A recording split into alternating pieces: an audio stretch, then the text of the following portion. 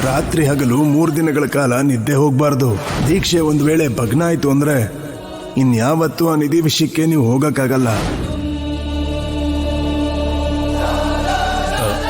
ರಾಜಿ, ಏನ್ ಸರ್? ಸ್ವಾಮೀಜಿ ಹೇಳಿದ್ರ ಬಗ್ಗೆ ಕ್ಲಾರಿಟಿ ಇದೆ ಅಲ್ವಾ? ಇದೆ ಸರ್. 3 ದಿನ ತುಂಬಾ ನಿಷ್ಠೆಯಿಂದ ಮಾಡಬೇಕು. ಏನನ್ನು ಕೂಡ ಕಷ್ಟ ಅನ್ಕೋಬಾರ್ದು. ಆ ಕೆಲಸದಲ್ಲಿ ನಿನ್ನ ಶ್ರದ್ಧೆ, ನಿನ್ನ ಸಂಕಲ್ಪ, ನಿನ್ನ ನಂಬಿಕೆ ಎಲ್ಲ ಗೊತ್ತಾಗ್ಬೇಕು. ಇಲ್ಲಾಂದ್ರೆ ದೀಕ್ಷೆನ ಶುರು ಮಾಡಬಾರ್ದು.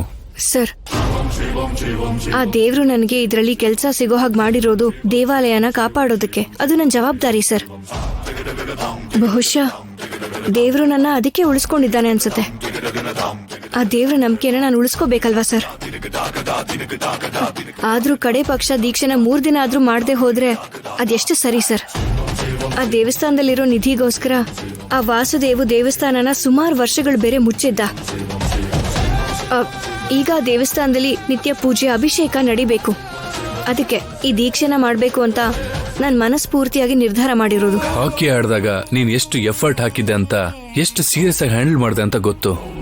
ಈಗ ಈ ಜವಾಬ್ದಾರಿ ನಿನಗ್ ಬಂದ್ಮೇಲೆ ಕೂಡ ಅಷ್ಟೇ ಸಿನ್ಸಿಯರ್ ಆಗಿ ಕೆಲಸ ಮಾಡ್ತಿದೀಯಾ. ನೀನ್ ನೋಡ್ತಾ ಇದ್ರೆ ನಂಗೆ ಹೆಮ್ಮೆ ಆಗ್ತಿದೆ ರಾಜಿ. ಮತ್ತೆ ಅಷ್ಟು ಸಂಪತ್ತನ್ನ ಆ ಕೆಟ್ಟವನ್ ಕೈಯಲ್ಲಿ ಅದ್ ಹೇಗ್ ತಲುಪೋದಕ್ ಬಿಡ್ತೀನಿ ಹೇಳಿ? ಅದು ಆ ದೇವ್ರಿಗೇನೆ ಸೇರ್ಬೇಕು.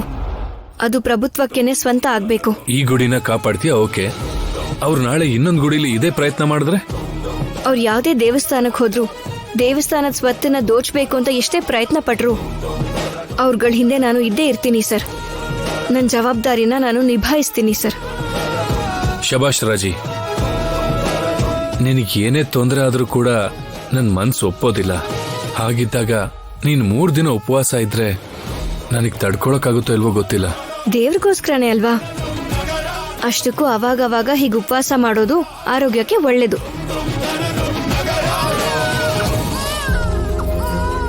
ಮಗು ಅಳ್ತಿರೋ ಹಾಗಿದ್ಯಲ್ಲ.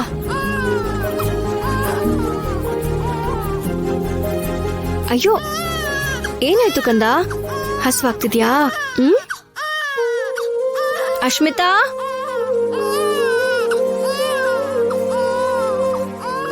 ಅಶ್ಮಿತಾ, ಅಶ್ಮಿತಾ, ಅಶ್ಮಿತಾ. ಛ, ಈ ಅಶ್ಮಿತಾ ಎಲ್ಲಿ ಹೋಗಿದ್ದಾಳೋ ಏನೋ. ಮಗುಗ್ ಹಸ್ವಾದಾಗ ಹಾಲು ಕೊಡೋದಕ್ಕೂ ಕೂಡ ಪ್ರಯೋಜನಕ್ಕೆ ಇರಲ್ಲ ಇವಳು.